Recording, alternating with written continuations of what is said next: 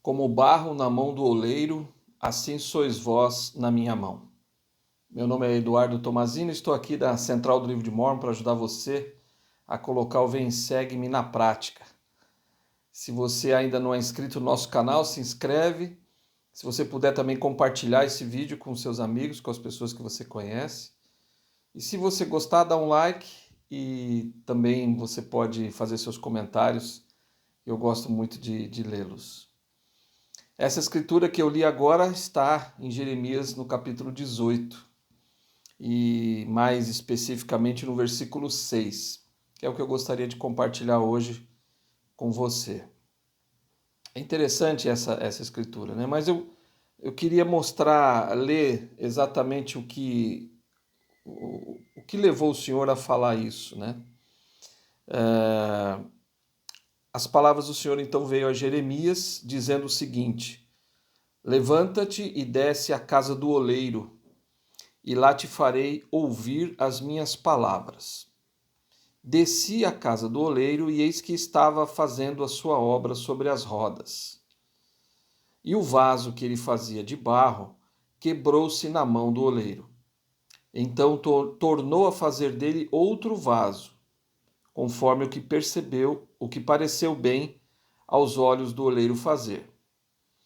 Então veio a mim a palavra do Senhor, dizendo: Porventura não poderei eu fazer de vós como fez este oleiro, ó casa de Israel? Diz o Senhor: Eis que, como barro na mão do oleiro, assim sois vós na minha mão, ó casa de Israel. Muito interessante isso, né? O Senhor pede para o profeta Isaías, ele ia até a casa do oleiro e lá ele falou: vai lá que eu vou te mostrar uma coisa. Que aula, né, que o Senhor deu para Jeremias aqui, para que ele pudesse transmitir ao povo de Israel. E nessa aula ele usou né, de recursos visuais para mostrar para tanto para Jeremias, mas principalmente para o povo de Israel. E claro, para nós, né? Nós aqui estamos aprendendo com o Senhor através das Escrituras. Mas essa comparação, essa analogia que o Senhor faz com o oleiro não está só em Jeremias, não. Está também lá em Isaías 64, que a gente viu na semana passada. E no capítulo 64, versículo 8 de Isaías diz: Porém agora, ó Senhor, Tu és nosso Pai, nós o barro, e Tu o nosso oleiro, e todos nós a obra de Tuas mãos. É interessante essa analogia, né? Essa comparação que o Senhor faz, o que os profetas fazem, o Senhor faz. Ele, o Senhor, é o oleiro. E a gente vai entender um pouquinho mais como é que isso funciona, né? Existem umas rodas, né? Que a argila ela é colocada em cima, tem umas rodas que vão girando e aí o oleiro ele coloca a argila ali em cima e vai fazendo um vaso, né? Ele vai formando o vaso utilizando as mãos. E isso é interessante, né? Precisa, claro, de prática, precisa de experiência para fazer vasos bonitos, né? Mas é interessante que às vezes o vaso se quebra. E isso é uma coisa que acontece com todo mundo, né? O vaso se quebra, acontece com o oleiro, né? Ali ele está fazendo, lá o vaso não fica bom, enfim, quebra, como aconteceu aqui com Jeremias. O oleiro estava fazendo o vaso e ele se quebrou, mas o oleiro pegou e refez e se tornou um vaso bonito. É isso que o Senhor faz conosco. Às vezes a gente se quebra. Tem até o discurso do Elder Holland, né, que ele fala como um vaso quebrado, né? E, e existem várias comparações com isso. Mas o que eu queria focar é justamente nesta no que o Senhor pode fazer por nós. Como o Senhor transforma a nossa vida? Como é que as coisas são? Como que elas acontecem? De maneira que, se nós deixarmos o Senhor, Ele pode nos transformar num vaso bonito, ele pode, mesmo que às vezes a gente se deixa levar um pouquinho pelas situações da vida, caímos em tentação, às vezes a gente se quebra ao longo do caminho devido aos nossos erros e tudo mais, mas existe o arrependimento. E quando a gente se arrepende, aí então o Senhor nos transforma, Ele continua a nos moldar. E é isso que a gente está fazendo aqui nessa terra, sendo moldados pelo Senhor, quando nós deixamos que isso aconteça. Porque também, se nós não quisermos, o Senhor não vai nos moldar. A decisão é nossa, se nós deixarmos Ele fazer isso. Bom, e como é que isso funciona, né? Na verdade, eu peguei até um discurso muito interessante do elder Richard G. Maines. Ele disse, dos 70, né? Ele disse, o discurso é a alegria de viver uma vida centralizada em Cristo. E de outubro de 2015. E ele conta nesse discurso a experiência do elder Aoba. E ele era um professor de seminário e ele queria ensinar os jovens a respeito dessa experiência do oleiro, né? E o elder Aoba, ele era um oleiro por profissão, então ele sabia muito bem como fazer isso. E ele então chamou os alunos e eles foram lá na oficina dele, e aí ele começou a fazer, né, mostrar para eles como que se fazia um vaso, né, usando o barro, usando a argila. E é interessante que aí ele deixou os alunos fazerem, mas aí os alunos não conseguiram fazer. E aí ele vai fazer então a analogia dessa experiência. E depois que eles erraram tudo, né, ninguém conseguiu fazer um vaso, né, ele chamou os alunos e disse: considerando o resultado, tudo o que disseram era verdade. Ou seja, ele chamou eles, por que vocês não conseguiram? Porque não tem experiência, porque eu não sei fazer, porque eu não aprendi, enfim, várias coisas eles disseram. E ele diz, considerando o resultado, tudo o que disseram era verdade. No entanto, o motivo principal do fracasso foi o fato de a argila não estar centralizada na roda. Então tem aquela roda, então a argila tem que estar bem centralizada na roda. Os jovens pensaram que haviam colocado a argila no centro, mas na perspectiva de um profissional, ela não estava exatamente no centro. Então precisava ficar bem no centro da roda para que então o formato, né, fosse dado para a argila, né? Então ele lhes disse, vamos tentar mais uma vez? Dessa vez o elder Aoba colocou a argila exatamente no centro da roda e então começou a girá-la, fazendo um buraco no meio da argila. Muitos jovens tentaram novamente e dessa vez todos começaram a aplaudir quando os jovens disseram, nossa, não está balançando, estou conseguindo fazer, eu consegui, cada um foi falando, né? Como era de se esperar, as formas não ficaram perfeitas, mas o resultado foi totalmente diferente da primeira tentativa. A razão do sucesso deles foi o fato de a argila estar perfeitamente centralizado na roda. E aí ele vai fazer então, dar a explicação, né, fazendo essa analogia com a nossa vida. E quando o mundo em que vivemos é semelhante à roda do oleiro. E a velocidade dessa roda está aumentando. Assim como a argila na roda do oleiro, devemos também estar centralizados. O cerne, o centro de nossa vida deve ser Jesus Cristo e seu Evangelho. Viver uma vida centralizada em Cristo significa que aprendemos sobre Jesus Cristo e seu Evangelho e, em seguida, seguimos seu exemplo e guardamos seus mandamentos com exatidão. Então ele está dizendo bem claramente aqui, né? Essa analogia é muito interessante. Que o oleiro, o Senhor é o oleiro, nós somos ali a argila na mão do oleiro, mas o oleiro, que é o Senhor, ele só vai conseguir nos transformar num vaso perfeito, bonito, se nós estivermos centralizados na roda. Se nós estivermos com a nossa vida centralizada em Cristo, no seu Evangelho, na obediência aos seus mandamentos. Quando nós fazemos isso, então o Senhor com facilidade transforma a nossa vida. Mas se nós estamos distantes, né, do centro ou do cerne que é o Salvador, quando nós estamos distantes, ele não vai conseguir nos transformar. E essa é uma decisão nossa. Ele está ali pronto para realizar essa obra e transformar você. Mas é você que tem que querer isso. É você que tem que focar nos ensinamentos de Cristo, do seu Evangelho, para que então você consiga se tornar esse vaso que o Senhor vai moldar durante toda a sua vida.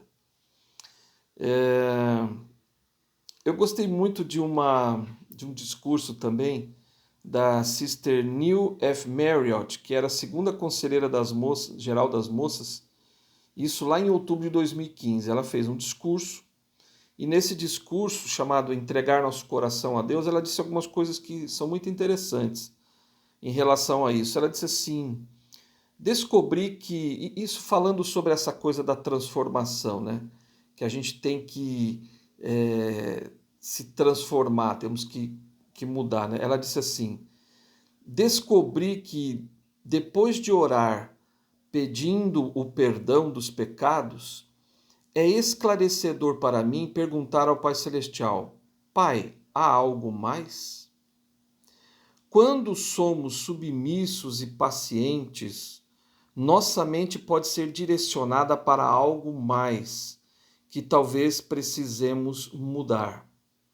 Algo que esteja limitando nossa capacidade de receber orientação espiritual ou até de obter cura e ajuda. Então, olha só o que ela está dizendo, né? Que eu achei muito legal. Ela disse que ela faz algo, né? No discurso ela disse que fazia, talvez continue fazendo até hoje. Ela faz algo muito interessante. Então, toda vez que ela ora ao Senhor e se arrepende de alguma coisa errada que ela fez, ela imediatamente pergunta, Pai, há algo mais? Tem alguma coisa que eu preciso ainda mudar na minha vida? Porque às vezes a gente esquece, né, de algumas coisas que ficam lá engavetadas na nossa mente, no nosso coração, e que às vezes está limitando o nosso progresso. Isso é muito legal que ela falou, né? Há algo que esteja limitando a minha capacidade de receber orientação espiritual, ou até de obter cura ou ajuda. Então, às vezes existem coisas na nossa vida que estão atrapalhando o nosso oleiro, o nosso Senhor, de nos moldar como Ele gostaria. Então pense, toda vez que você for fazer a sua oração, que você for se arrepender, quando você se quebrantar o seu coração para o Senhor, lembre-se disso. Lembre-se talvez de perguntar, Senhor, existe algo mais? E se você prestar atenção e se tiver algo, o Senhor vai te falar, né? E ela continuando, né, ela disse assim, por exemplo, talvez eu tenha um ressentimento cuidadosamente guardado contra alguém. Quando pergunto se há algo mais para confessar, esse segredo surge claramente na minha memória. Na verdade, o Espírito Santo está sussurrando, né, dizendo assim, você perguntou sinceramente se havia mais alguma coisa, e aqui está. O ressentimento diminui seu progresso e prejudica sua capacidade de ter relacionamentos saudáveis. Você tem que esquecer isso. Olha que interessante, né? Ela disse exatamente as palavras, né, que o Senhor falou para ela, né? Então, quando ela perguntou se existia alguma coisa, o Espírito falou: tem algo. Você tem um ressentimento guardado aí que você precisa tirar. E esse ressentimento está prejudicando ou limitando a sua capacidade de ter relacionamentos saudáveis. Olha que legal. Bom, ela continua dizendo, isso é muito difícil. Podemos achar que temos bons motivos para a nossa hostilidade, mas ceder à maneira do Senhor é o único caminho para a felicidade duradoura. Então, Talvez você tenha, eu tenho, e todos nós sempre temos algo mais que nós precisamos melhorar. Aqui ela contou, obviamente, de um ressentimento, ela deu um exemplo, não estou dizendo que ela passou por isso, mas ela está contando, dando um exemplo do que pode acontecer com a gente. Às vezes um ressentimento está atrapalhando, às vezes é uma coisa pequena, aparentemente pequena, mas que acaba por interferir num relacionamento saudável com as pessoas. Acaba por muitas vezes atrapalhar-nos de sentir o Espírito do Senhor. Então, se você tem algo a melhorar e o Espírito indicou isso, então faça isso. Eu penso muito nisso. Na minha vida sempre acontece isso. E já várias vezes aconteceu isso. E eu tenho recebido, né, do Senhor, eu fico perguntando, Senhor, né, o que eu preciso fazer para melhorar, o que o Senhor quer que eu faça. E o Senhor está sempre mostrando para mim, sempre mostrando. E às vezes são coisas que são muito importantes, muito importantes. Recentemente, eu venho sentindo o Senhor mandando uns insights para mim, para minha própria vida, dizendo assim que eu preciso cuidar melhor do meu corpo. E então eu estou acima do peso, eu estou acima do peso, não estava fazendo atividade física, não estava me alimentando bem, não estava cuidando corretamente desse corpo que o Senhor me deu, dessa ferramenta tão maravilhosa. E aí eu comecei a ter esses sentimentos com uma certa frequência. Já venho sentindo isso já com uma certa frequência. E aí, isso há um tempo atrás eu já sentia e tal, mas eu fui deixando de lado, mas o Espírito sempre vem e fala, olha, você precisa mudar, você precisa melhorar nisso, isso está atrapalhando. Isso vai fazer com que você, daqui a algum tempo, que a conta vai chegar, né? A conta sempre chega quando a gente não se cuida bem, né? Estou dizendo em relação ao corpo, né, especificamente. Então, eu venho sentindo isso, que a conta vai chegar, você precisa se cuidar. E aí eu comecei a fazer atividade física, comecei a me alimentar melhor, enfim, a dormir mais, a dormir o suficiente, né, para descansar, ter um sono bom. E eu tenho me sentido muito melhor já. É óbvio que os resultados ainda, né, eu preciso perder muito peso ainda, mas eu venho sentindo, e a partir do momento que eu comecei a melhorar nisso, a seguir esses sentimentos, esses insights, esses influxos do Espírito, e aí eu comecei a mudar, eu já começo a me sentir melhor, porque realmente, e eu tenho certeza que você deve ter alguma coisa também. E existem outras coisas na minha vida, obviamente, que eu ainda preciso mudar. Mas o Senhor vai nos dando esses influxos, esses sentimentos, durante a nossa vida. E isso é exatamente o que nós estamos falando hoje. É o Senhor moldando você, é o Senhor transformando você num vaso. Aparentemente, o barro, né, ou a argila sem forma, ela não tem muito significado, né? Mas nas mãos do oleiro ela ganha uma forma, ela se transforma em algo belo, que é o que o Senhor quer fazer com você. Ele quer transformar você, ele quer transformar você como Cristo é. Parece uma coisa muito distante, né? Mas o Senhor disse que tipo de homens, que tipo de mulher você deve ser, como Ele é. É lógico que a gente vai demorar para acontecer isso? Vai. Mas enquanto nós deixarmos o oleiro ir nos transformando, enquanto a nossa vida estiver centralizada em Cristo, ele vai nos transformando com o tempo, até a gente chegar no formato exato de como Cristo é. Então, vai levar um tempo. Mas o mais importante não é quanto tempo vai levar. O mais importante é se nós estamos nas mãos do oleiro e o oleiro está nos transformando. É isso que importa. ela disse mais: alguns podem achar que falharam muitas vezes e se sentem fracos demais para mudar os atos pecaminosos ou os desejos mundanos do coração. No entanto, como a Israel do convênio, não precisamos ficar tentando mudar sozinhos. Isso é muito legal o que ela fala. Se apelarmos a Deus sinceramente, Ele aceitará como somos e vai fazer com que sejamos melhores do que jamais imaginamos. Então é isso, né? Isso que é legal que ela está dizendo. Olha, a gente se sente fraco, a gente se sente muitas vezes achando que é difícil de mudar, eu não consigo. E esses desejos mundanos vão atrapalhando o nosso progresso, o nosso se formar nas mãos do oleiro, né? Então, ela disse, você não precisa ficar tentando sozinho, o Senhor está com você, busca Ele.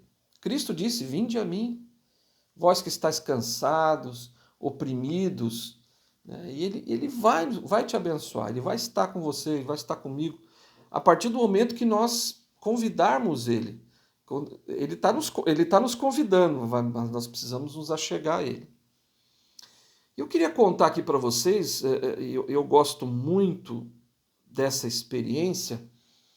Eu já citei num outro vídeo um pouco a respeito disso, mas eu queria talvez explorar um pouco mais hoje. Eu queria usar um exemplo de um barro, de uma argila sem forma, aparentemente sem valor, mas que se transformou num vaso maravilhoso, lindo e semelhante a Cristo. Eu queria falar um pouquinho sobre Pedro. E eu gosto demais da história de Pedro. Ele, para mim, é um exemplo, e a gente lê nas Escrituras, fala lá dos defeitos dele, né? Os escritores, né, dos evangelhos falam da impulsividade de Pedro, da forma como ele falava, como ele agia. Mostra Cristo chamando a atenção dele várias vezes. Mas Pedro, ele era um diamante bruto, né? Ele era uma argila que o Senhor enxergava, e é assim que o Senhor enxerga você. O Senhor enxerga você um vaso lindo e maravilhoso. O Senhor enxerga você um diamante, mas você é um diamante que precisa ser lapidado. Você é um vaso, ou você, na verdade, é uma argila, um barro que precisa ser transformado. Mas é isso que o Senhor vai fazer. E é isso que o Senhor fez com Pedro. Então, Pedro, ele tinha muitas dificuldades, né? Eu gosto muito de um discurso do presidente Kimball falando Pedro, meu amigo, é o nome do discurso. É um discurso maravilhoso que está no manual do Instituto do Novo Testamento, lá até quero pegar aqui para... Eu não sei, não é muito fácil de encontrar, mas está no apêndice D de dado. Páginas 540 e 545. É um discurso que o presidente Kimball fez na BYU em 1971, quando ele era apóstolo ainda. Esse discurso, ele é sensacional. E ele mostra exatamente como que era Pedro e no que Pedro se transformou. E Pedro realmente é um grande exemplo para nós. É um grande exemplo para mim, especificamente, porque a gente consegue ver as falhas que Pedro tinha, e muitas delas estão na nossa própria vida, mas no que aconteceu, né? Em como o Senhor foi transformando Pedro. Bom, primeiro que Pedro, falando um pouquinho dele, né, de como ele era, Pedro ele era vamos dizer assim, a educação secular dele, assim como a espiritual, era limitada, né? Mas ele passou a seguir o mestre, e aí o mestre foi ensinando muita coisa para ele. Porque ele ouviu o sermão da montanha, ele permaneceu com o Salvador no barco e ouviu os sermões magistrais dirigidos ao povo que se achava congregado. Então ele ficava ali, passou 3 anos junto com Cristo, né? Ele viu muita coisa, ele viu grandes os sermões, os ensinamentos, as aulas de Cristo. Ele se sentou nas sinagogas ouvindo os convincentes as convincentes e poderosas declarações do Salvador. As escrituras foram-lhes reveladas. Ao viajar pelas estradas empoeiradas e pedregosas da Galiléia, ele teve muitas experiências com o Salvador. Com certeza, suas inúmeras perguntas foram respondidas pelo Senhor enquanto comiam, dormiam e andavam juntos. Que inveja!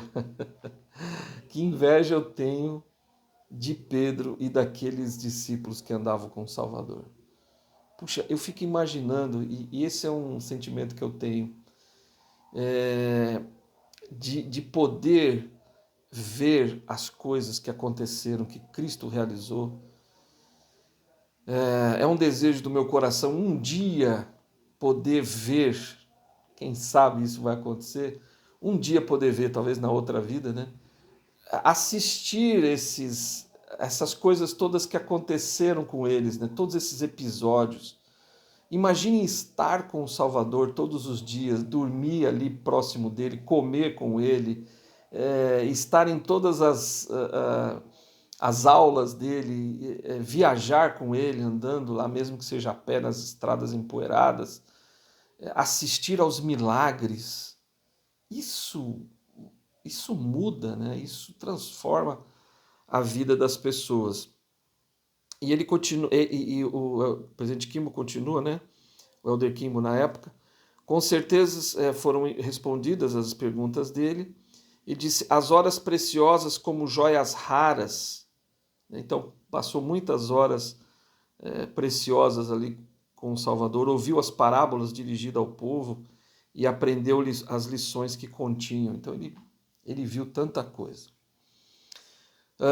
Pedro ele viu a divindade fluir sem cessar na revelação contínua de um modo de vida, entendeu muitas lições rapidamente, mas teve dificuldade em compreender as experiências que nunca haviam ocorrido antes na Terra. Obviamente que muitas pessoas criticam Pedro, mas eu não critico de jeito nenhum, porque se a gente se colocar no lugar dele, né, ele estava tendo entendimento daquelas coisas naquela hora. Ele ficou 3 anos, já é muito tempo, 3 anos, mas talvez não tenha sido tanto tempo assim para a gente mudar, né, para a gente, no caso de Pedro, né, para entender tudo que tinha que ser entendido. Mas é interessante que ele nunca abandonou o Senhor, ele sempre esteve com o Senhor, nunca, apesar das broncas que o Senhor deu nele, né, apesar dele ser chamado a atenção diversas vezes, foi corrigido diversas vezes, ele nunca abandonou o Senhor.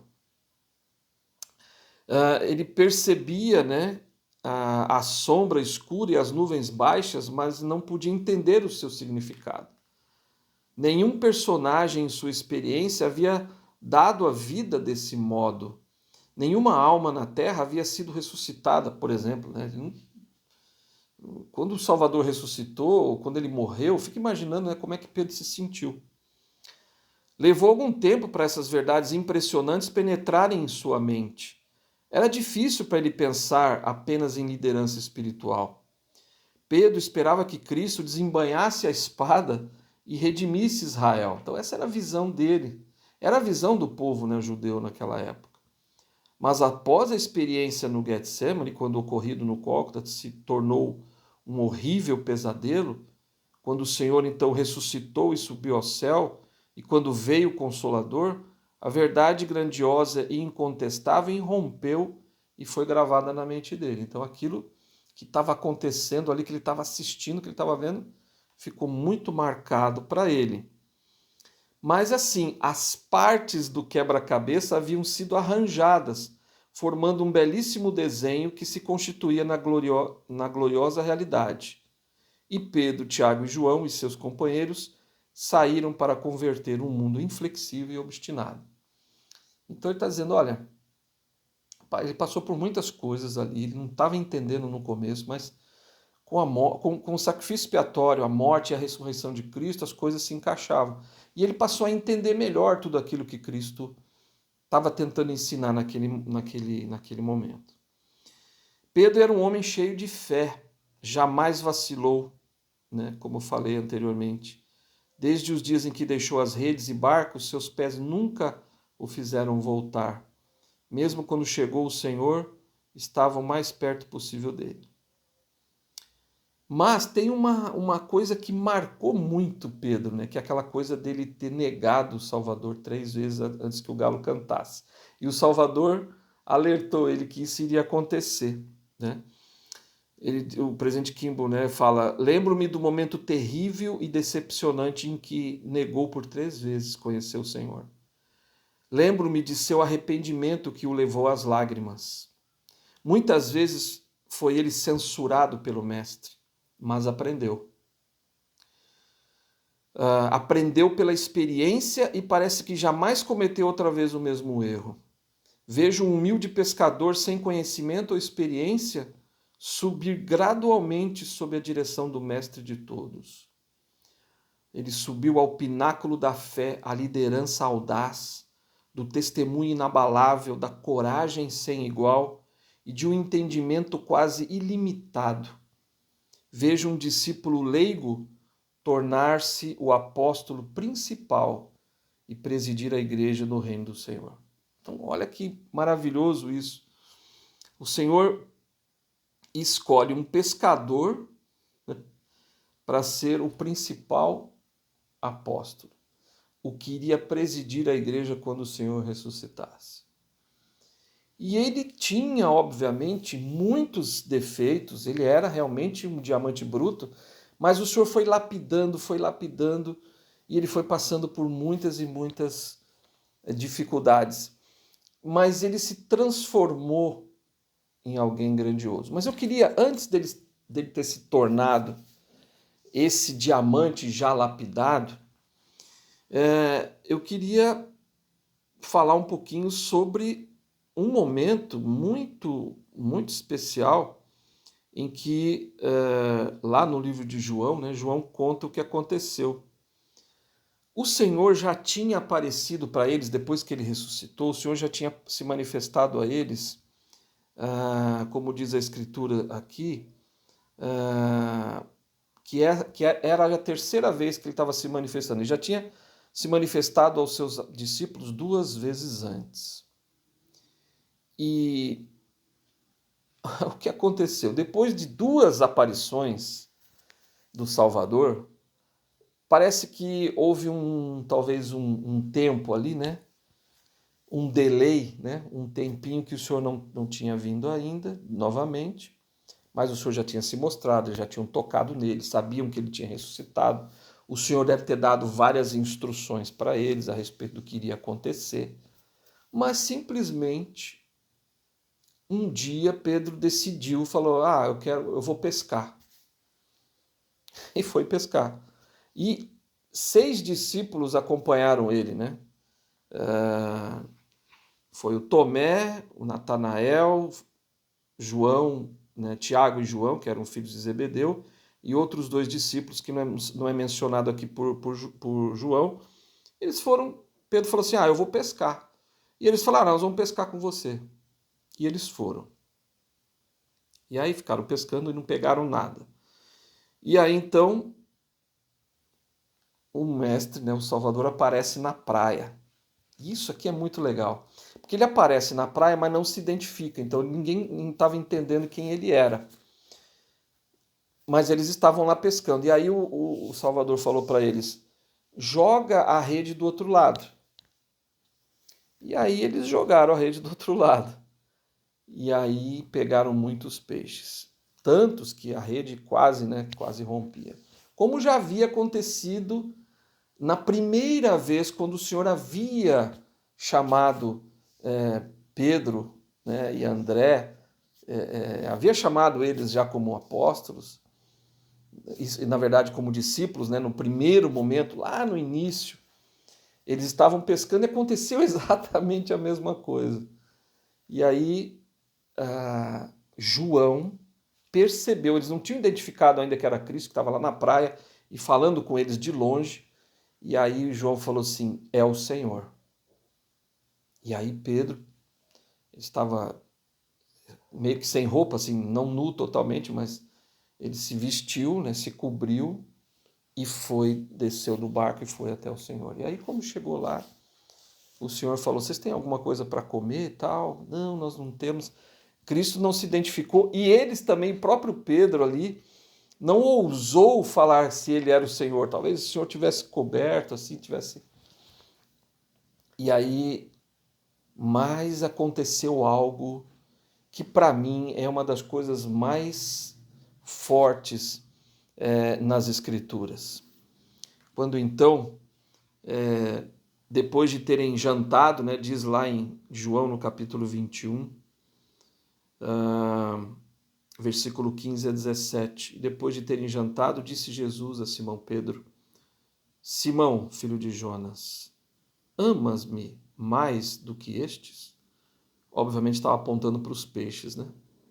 E ele respondeu: sim, Senhor, tu sabes que eu te amo. Disse-lhe: apacenta os meus cordeiros. Tornou a dizer pela segunda vez: Simão Pedro, filho de Jonas, amas-me?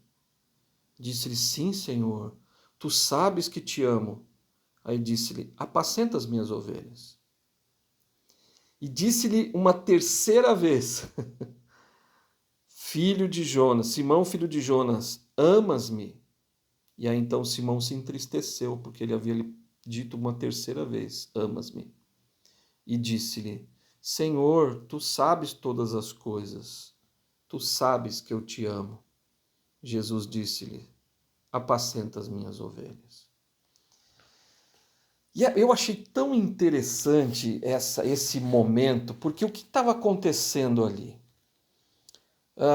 Depois de 3 anos com o Salvador, depois de tudo que eles passaram, depois da expiação, da morte e da ressurreição, em que o Salvador apareceu para eles, eles tinham uma missão. Eles já haviam se comprometido com a missão de não pescar peixes, mas pescar almas. Esse compromisso já havia sido dado, né? Esse compromisso, eles já tinham assumido esse compromisso com o Senhor. Mas simplesmente eles voltaram para as redes. E Pedro, olha só na mão do oleiro, né? O Senhor não deixou sozinho, é interessante isso. O Senhor não simplesmente falou: Pedro foi pescar, os outros meus discípulos também, então não quero nem saber, vou chamar outros. Ele poderia ter feito isso. Mas não. Pedro era um diamante bruto. O Senhor amava Pedro. Mas Pedro não estava compreendendo o que estava acontecendo. Ele se esqueceu do chamado dele de trazer almas ao Senhor e não peixes. O Senhor não estava preocupado com peixes, estava preocupado com almas. E ele queria fazer Pedro entender isso. Por isso ele perguntou 3 vezes: Pedro, tu me amas? Ele respondeu: sim, Senhor. Então, o que você está fazendo aqui? O que você está fazendo pescando? O que você tinha que ter feito é continuado o seu trabalho pelo qual você se comprometeu, em trazer almas a mim, em organizar, em deixar em seguir em frente com a igreja que eu organizei e realizar todas as coisas que eu tinha ensinado para você e para os meus outros discípulos a realizar. O que aconteceu aqui? Por que você simplesmente abandonou o trabalho que deveria ter sido feito e veio aqui pescar? Então, mas tudo isso, né, a gente sabe que quando o Salvador fala para ele: tu me amas, né, perguntando, então se você me ama, você tem que apacentar as minhas ovelhas, ir atrás dos meus eleitos. É isso que eu quero de você, é isso que eu quero dos meus apóstolos. E aí então, esse diamante bruto tenha sido lapidado ali, não pela última vez, não diria, mas talvez a última lapidação, vamos dizer assim, com Cristo presente, né? E ali, a partir daquele momento, então, Pedro mudou totalmente a perspectiva dele. Ele passou a entender mais. E o Senhor o lapidou. Mas outras coisas aconteceram na vida dele, enfim, a gente sabe. Mas ele foi, depois dessa experiência, ele foi lá, convocou uma conferência, chamaram um novo apóstolo no lugar de Judas, e aí ele faz um discurso, mas assim, A gente viu que ele negou Cristo 3 vezes e um pouco tempo depois ele faz um discurso condenando aqueles que mataram o Senhor e falando com audácia, né, audaciosamente contra eles e chamando as pessoas ao arrependimento. E naquele dia 3.000 almas foram batizadas, num discurso que ele fez. Então ele passou a fazer isso, ele realmente, o Senhor transformou Pedro. E ele se tornou um vaso tão magnífico nas mãos do Senhor que as pessoas procuravam Pedro para serem curadas. E existem diversas experiências nas Escrituras dele fazendo isso. Chegou um momento que assim não tinha condições, as pessoas procuravam ele para ser curadas, mas não dava para abençoar todas as pessoas. Aí as pessoas se amontoavam nas calçadas das ruas e quando Pedro passava e a sombra dele passava sobre as pessoas, elas eram curadas. Esse foi aquele Pedro que as pessoas criticam muitas vezes por ter negado o Salvador 3 vezes. Ele se arrependeu disso, ele sofreu. Essa foi mais uma lapidação que passou, porque quando ele nega Cristo a 3ª vez e o galo canta, o Salvador, de onde ele estava, ele olha para Pedro. Talvez você pode pensar assim, puxa, foi um olhar fulminante, né? Eu me sentiria, obviamente, talvez, eu acho que ele se sentiu assim também, né? Que foi um raio que caiu sobre ele. Mas foi um olhar de amor. Como assim, Pedro? Eu te falei, mas eu estou aqui com você. E eu sei que você está aí. Ele estava perto. Apesar dele ter negado e tudo mais, ele estava perto. Mas olha em quem Pedro se transformou na mão do Senhor. Olha a argila se transformando, o barro se transformando num vaso magnífico. Olha o diamante bruto sendo lapidado e como ele se tornou um presidente da igreja fabuloso, que deixou muitos ensinamentos e muitas coisas foram realizadas por ele e pelos os outros apóstolos. Mas eu queria deixar aqui essa mensagem da vida de Pedro. Seja como Pedro, e foi isso que aconteceu, deixa o Senhor lapidar você. Centraliza a sua vida em Cristo, centraliza a sua vida em obedecer o Senhor, em fazer a vontade do Senhor, para que então você, centralizado na roda do oleiro, né, naquela roda ali que vai girando, fique no centro, concentre-se em Cristo para que Ele molde a sua vida. Veja quais são as coisas que estão atrapalhando isso, ressentimentos, talvez algum pecado que você está cometendo, algo que está atrapalhando, um relacionamento difícil com alguém, como o presidente Nelson falou, né? Conserta aí os teus conflitos, resolva os seus conflitos, não deixa isso atrapalhar, continue na mão do oleiro, fique perguntando para o Senhor, Senhor, o que eu preciso mais fazer? O que mais o Senhor deseja que eu modifique na minha vida? Né? O que o Senhor quer que eu faça? Então, faça isso e o Senhor vai transformar a sua vida. Eu queria só ler algumas palavras de um hino, que não é um hino da nossa igreja, é um hino de uma outra igreja, que foi citado num discurso pela sister, no discurso que ela fez, né, da sister que eu conselheira do Estado Socorro, da sister Marriott. Ela citou esse hino, e esse hino, o nome do hino é Faça como tu quiseres, Senhor. E a letra do hino é assim: faça como tu quiseres, Senhor. Faça como tu quiseres. Tu és o oleiro, eu sou o barro. Molda-me de acordo com a tua vontade, enquanto espero submisso e paciente. Te vejo no próximo vídeo.